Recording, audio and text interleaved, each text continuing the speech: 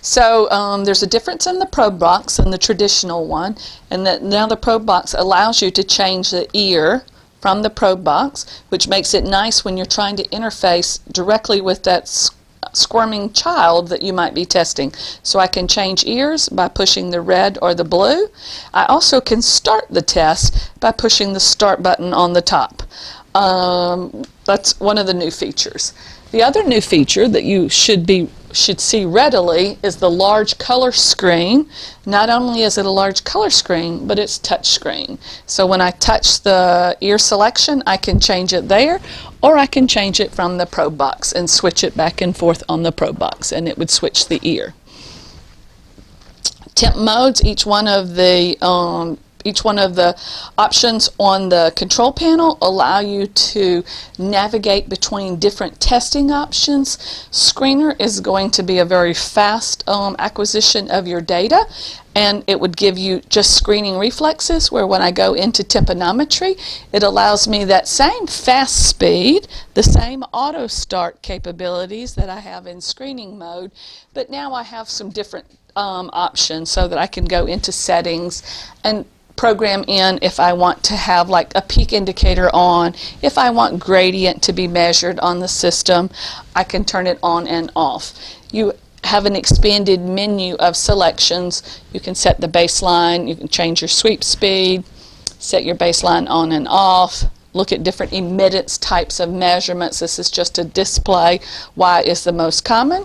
And also change your probe tone. So in screening, we only have a choice of 226 and 1000 hertz, but when we go into the tympanometry mode, we have all three probe tones that we've always had available. Is that the only difference really is that as it sweeps through at that very fast sweep speed, 200 to 600 decapascals per second, it will stop as soon as it reaches baseline. So you don't have to kind of run it on out to that plus 400 or minus 400 that's there, so based on which direction you're going. So as it starts, it reaches baseline, it stops. You can have reflexes and add a reflex if you want to do it just by touching here. Do you want to test, 1000, etc. It toggles between ipsy, contra, or no reflexes. Also, the reflexes, remember these are screening reflexes, so they go up in 10 dB steps, and it's looking for a 0.05 deflection.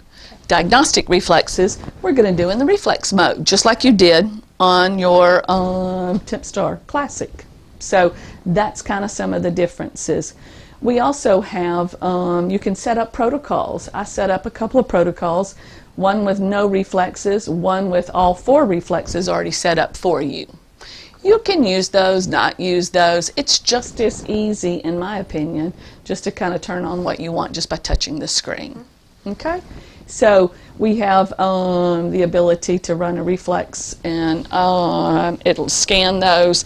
And then we also have the ability to put in the type of tympanogram and have it print. The type that it defaults to, or the Jurger, the Jurger classifications, A sub D, A sub S, B, C, D, and E. But in a pediatric facility where I was just at, they don't use that. They use shallow, rounded, no peak. So we can customize that type based on what your referring physicians like to see. So if we go into tympanometry now, the sweep speed, the ability to auto start, just one button push for changing your probe tone, all of that's the same as in screener. So what the difference is here is that I have now more options for that tympanogram that I can run. So these are things like I can turn the baseline on or off. I can have the normative box on or off. Okay, and if I had the 1000 hertz probe, then of course we would have the Margolis norms that are in there. All right? So all of these have, just like before, they have settings that are associated with that protocol called system. We can customize it, and as we talk today, I'll ask you, tell me what you do when you do a tympanogram, and I'll try to get it customized for you and have it default to that. But anything that's not here, and I don't know what else we would change, is that I can go to the settings page and do that. So like the peak indicator, maybe I want it's got an orange line with like a couple little carrots on it that actually point to the peak. If I want that additional visualization of where the system picked the peak. Maybe I want gradient on. If I want gradient, what type of gradient would I like reported? Do you want ratio or tympanometric width? And so I can have ratio. There's some additional features that was available on the Tympstar Classic called auto sequence. I doubt with your population, unless you get some of these older teenagers, young adults, that you'll go through an auto sequence protocol, because that requires them to be kind of still while it sweeps through a tympanogram, IPSI, and contralateral reflexes. So you may not find that feature is something that you can use on the younger ones, but that's done in tympanometry. So you can see here that I have a couple of them, and if I wanted that auto sequence protocol, I just tell it to save it, and then when I push that auto sequence, it's going to sweep through. See, there's a leak. It would sweep through the tympanogram and each reflex and do a threshold seek for reflexes, and then go to the next reflex that you had programmed into it to do. So it's just, you had that on the Tympstar Classic, but you had to call Greg Sr. in to program it, because nobody else besides Laura Prigge at GSI knew how to program an auto sequence. So it's very simple. To be old enough. That's right. Yeah, so it's very simple to program, and it's done through, a little computer software program called the Config app. Where do I enter comments? There's a little pencil there that if I want to say normal bilaterally to have on my printout, I would just type with my wireless keyboard and tell it to save. And then when I printed it, that comment would be on that printout that's there. So hopefully you're seeing that, in each screen, the bottom menu provides different selections. The selections that are used in each mode stay in the same place, like comment. I might enter a comment about screening, I might enter a comment about reflexes, I might enter a comment about Eustachian tube function. So all of that's always going to be, that pencil's always going to stay there. So things like settings, it's not there in Screener, because you don't have very many options that you can manipulate and fine-tune in screening. That's all done over here in Tympanometry. So I can auto start, I can make a selection so that you can auto start. Okay, so you see there are two different modes that you can activate: auto start and manually start, just like you would have done on your Tympstar. So to manually start it, you just do the exact same thing. Wow, how nice. Okay, so what we have here is that in tympanometry mode, you have the opportunity to do 6 tests to see if you can get a good tympanogram. And then you don't have to worry about, remember over on the Tympstar before I printed it, I had to go erase them all, or either they'll all print. Here I just can say, no, this is actually, if I click on that tab there, I can say that's the one I don't want to zoom, but that's all right. That's the one I want to be my traced to print. Okay?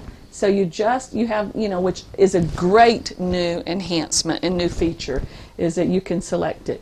So what does this little magnifying glass do? It allows me to go in and zoom in if I don't agree where the peak is, and a lot of times where it marks with your kids, it may not pick the peak that you normally would have picked. So I can actually go and drag it over with my hand and move it, or the knob, the pressure knob, allows me to fine tune it. So if I want that to be my peak, I tell it to set the peak. And now you can see the pressure and the admittance has changed to reflect that. These zoom features here, there may be an opportunity you want to use those. So what you have to do in order, you can see that you really kind of got to expand the window to make these so that they're active. And I can push that trace around different places on the screen. And the only reason I bring that up is that when it's grayed out, when those buttons are grayed out, that's just like the same thing that you have in any computer program. That function is not available. So how do I make that function available? Just by clicking on the plus sign. So we bring it over and we reset the peak. Okay. Or I could have, if it was way over here, for some reason it picked up, I could tell it to find the peak. All right. So to come back to the screen, all I have to do is close out the window and I'm back in. So here's the set type. You see I've got the opportunities now to say that is actually a nice normal A. It's almost an A sub D because it's so fast. The great thing about it too is that you have different emittance displays. In your, you're not going to probably run into too much otosclerosis in the age of population you have. But there may be a time, if you see, a big floppy tympanogram, a kid who's had lots of ear infections and so their eardrum just does this. So I can actually go in and look at the different components of that tympanogram and look at the effect of mass and stiffness. And that's what the B&G is. And so we, in Tympstar Classic, if you ever wanted to look at that, you had to go change it and run the tympanogram again. So it's just a display function. So just, you can put on, touch any of this that you want to touch. Most people would never look at anything but Y. Right. Susceptives and conductives are the other components. So we have here taking baseline off and taking baseline on, Okay. Sweep speed is our, that's always been available on your Tympstar Classic. So we want to run it at fast. Understand that when we're running it that fast, it's the fastest in the industry. But what happens as it gets near your peak, it slows down, defines that peak, and then starts the roller coaster again and goes fast. So you don't have machine hysteresis or overshoot. Right. Distorting it. So what I'm going to do now is I want you, before we go any further, I'm going to let you come up and actually, since Greg's got it in his ear, I'm going to let you come up and push the buttons and do a tympanogram. A data erase, clear the session, and we're going to erase the entire session, not just the data point. Okay? So now we're starting fresh with a patient, right? Here do we have it in our left ear. Yep, so touch the left ear. Okay, and if you're, that's it, Not on auto right? start, so I'm just gonna... That's it. Okay, so we're going to leave it in that ear, but let's switch to the other ear and just do the right ear.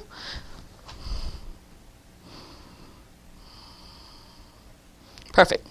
Now let's go do some reflexes. Do you do reflexes routinely? We do them, but it's not routine. Yeah. Right, I was going to say your population's probably not, but just in case you need to do a reflex, let's show you so you can go there. We'll also do Eustachian tube function testing. So when I go into the reflex mode, it's just like the Tympstar Classic. You would select what stimulus you wanted, and if you were going to do all your presentation manually, you would set up what starting intensity you wanted. Using threshold seek, here's that gear again, that settings. When I'm using threshold seek, I can tell it to start what intensity level I want to start with, what do I want to end with, what step size I want to use, and then to verify that it's a true reflex, we have different selections. I can go step above, that's a 5 dB step above, or I can say, nope, I don't need any verification, or repeat. Okay. Then here, this is looking at the amount of deflection. 0.02 is a clinical deflection, 0.02. Most people usually kind of go up. What I find in the field is they'll kind of like go 0.03. Right. But remember out in screening tympanometry, it's 0.05, yes. Right? Okay. So, and then this other, I don't really know why you would want, but we have those that you can change as well. Options. So, but you understand that change I just made right there was only for this test. So when I erase it, that setting is gone. Okay. So I'm going to make myself a note right now that I'm going to change your reflexes always to be 0.03. Okay. Okay? And then I'll download it to that. So now it's just the same thing. We're going to do what? We've got to pressurize always, just like you do on the Tympstar. Okay. So it's got, it's peak pressure, and now if we're going to do, actually let's stop, and let's do threshold seek. Okay. So you can It was see. grayed out Right. because I had already started. Right, because we'd pressurized. So we start it. Once we've got it pressurized, you just hit the present button. And this is going to do all the work. Yep, for that frequency. Okay. So we'll watch it. Find the threshold. Uh-huh. I think that was it. Nope, so close. Yep, so there you go. Okay. All right, so now you don't have to do anything, just change the stimulus to 1,000. Okay. Okay, and then hit present.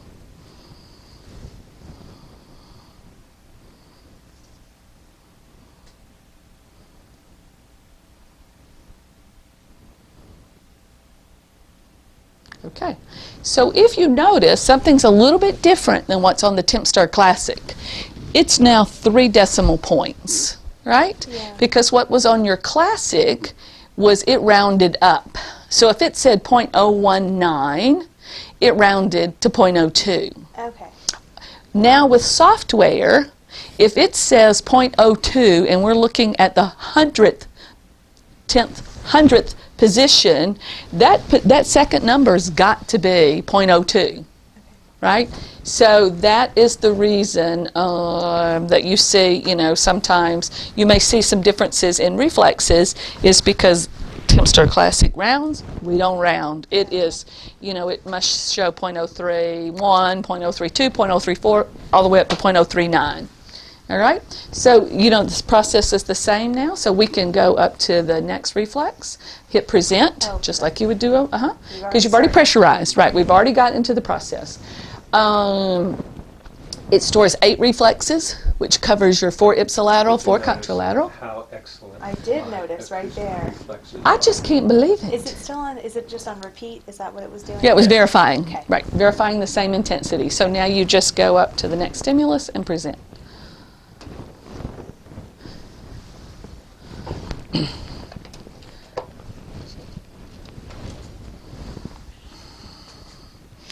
There's that age factor coming in. Right with the 4,000. But it's still really good, robust. Oh my All right, gosh. so I have such a minute sensory neural hearing loss at 4,000 and above. Right. It can hardly be measured. Right. I was going to say, so there is that aging factor. So typically what we would do now is we do what? A contralateral reflex, right? Oh, come on. But we're not going to do it. We're just do going to talk about it. So the contra probe is a little bit different than what you saw on the other. We can now use an ear, the foam ear tip, which makes it so easy just to put it in. And the tan ones come with it as well as this. Additionally, if you have the desire to use a tip like this, there is another cable that's got the attachment on the end that allows you to connect a regular tip. Okay? It's much easier. Oh, it is. And it plugs in, right. It plugs in right at the top. Right there where it says contra. Got it. Right? So it's really simple. And you saw the start button here. You Yeah. could start it Right. there. You could That's change awesome. ears here. Yes. Yeah. I always say that I need about 8 more arms. Arms, exactly. Exactly. I That's have a picture of someone like you that has 5 arms, but you say you needed 8. 8. yes. Okay. Yes. I got to change that. then. Especially with the, Yes. the screaming kickers. Yeah, yes, that's right. Gotta have No, like screaming one. kickers, yeah. Yes, that's right. So, what are these down here? I could take this reflex here and say that's a no response. If the computer did not pick it as a response, I could say it's no response. I can always override. This saves the data and allows me to kind of like go into a new session if I wanted to go to a new session. If you push the toggle button one more time, we go into, let me stop because I'm still in there. So we push the toggle button one more time, and now I'm in the decay mode. Okay. Y'all probably, have you ever done that here? I have not done that here, but I've only been here since July. So Okay. That's not a I fair would think that you probably assessment. don't do a lot of it, right? Okay, maybe Eustachian tube function testing? Sure. So that's what's here. We can do this just as easy. So all we do, so we can do it kind of fast. We're going to change that sweep rate. So you push and pressurize like you would have normally done a tympanogram. So in a minute, It'll have some instructions on what we would do. We normally have a little glass of water out for a Yeah, patient but to I'm drink. gonna do this. So he's going to swallow or Valsalva. So Did my patient drink the water? yes, continue. They're going to drink water again and hit continue.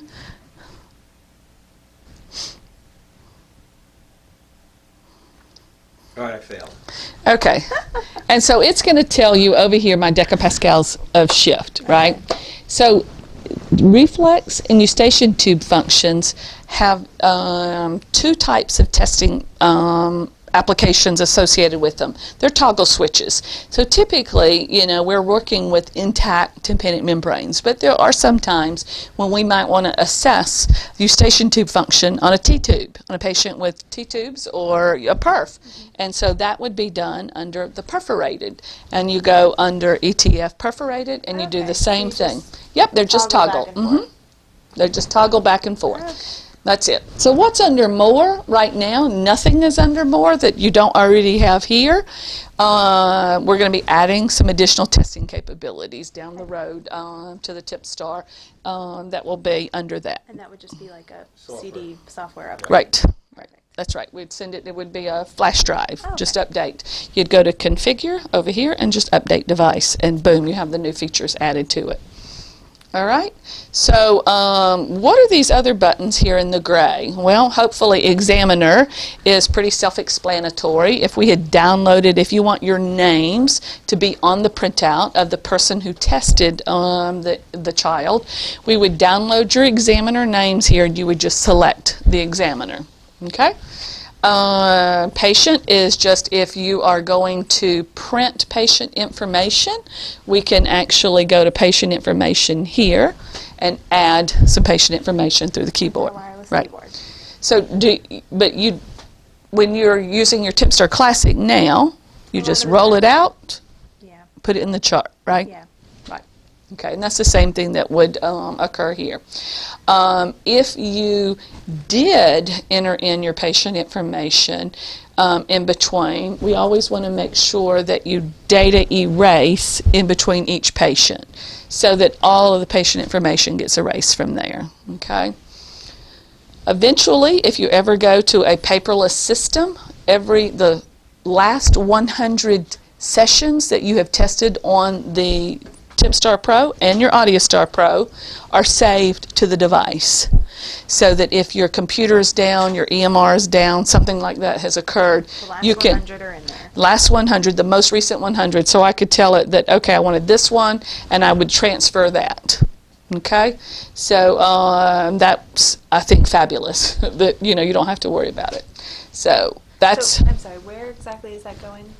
If it was connected to a, Okay. like you had it. Ours is not currently Right, connected, I guess right. is what I was asking. Right. Okay. So if you had like NOAA, and you had the AudioStar dumping already your audiometric data in there. Well, you want the tympanometric data to be maybe one complete report, even though NOAA doesn't use temp data. Yeah. In GSI Suite, the module that sits within NOAA to receive that audiometric data can also receive tympanometric data, and that's where it would go. So that's the way all of that works. So data erase, we've already talked about that. So when it comes time to print data, what you have to remember is that it's a screen print. Okay. So if I did reflexes and I hit print, the only thing that's going to print is what's on the screen. Okay. Okay? So all you got to do is hit print. It'll send it over there to the printer, downloads it. As we said earlier, we have on order for y'all a little 3-inch thermal printer, Cool. because it is very obvious space is a Yeah. limiting kind of situation here. That's true. In the meantime, though, we'll set it up over there and try to get the printer actually set up beside it as well, so that you have something that you can use. And then that's what's going to come in when the printer is ready. Just spits that out, right? So right and left on one side, and then if I went to Reflexes and printed here, the same thing you would print, right? Okay. So isn't that nice? Beautiful.